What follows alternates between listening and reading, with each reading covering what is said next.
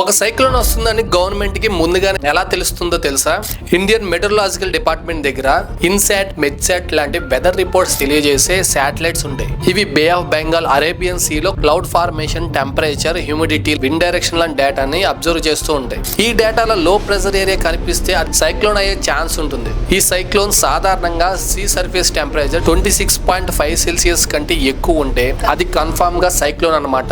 ఇలా కలెక్ట్ చేసిన డేటాని న్యూమరికల్ వెదర్ ప్రెడిక్షన్ మోడల్స్ లో స్టోర్ చేస్తారు. ఈ మోడల్ ని సూపర్ కంప్యూటర్స్ తో రన్ చేస్తారు. దీని వల్ల సైక్లోన్ ఎప్పుడు స్టార్ట్ అవుతుంది, ఏ డైరెక్షన్ లో మూవ్ అవుతుంది, ఎక్కడ తీరం దాటుతుంది అనేది ప్రెడిక్ట్ చేస్తారు. ఒక్కసారి సైక్లోన్ ఫామ్ అయ్యాక శాటిలైట్స్ తో అవర్ టు అవర్ ట్రాక్ చేస్తారు. Wind, rail fall, direction changes గురించి మానిటర్ చేస్తూ ఉంటారు. ఒకవేళ తుఫాన్ వచ్చే ఛాన్సెస్ ఉంటే 5 days ముందే ఐఎండి గవర్నమెంట్స్ ని అలర్ట్ చేస్తుంది. ఏపీలో తుఫాన్ కారణంగా హెవీ రైన్ ఉండే ఛాన్సెస్ ఉంటుంది. అందుకే ఏపీ గవర్నమెంట్ 3 days ముందు నుంచి జనాల్ని అలర్ట్ చేస్తూ వస్తుంది. కొన్ని డిస్ట్రిక్ట్స్ లో స్కూల్స్ కి హాలిడేస్ ఇచ్చేస్తుంది. So be safe and be careful.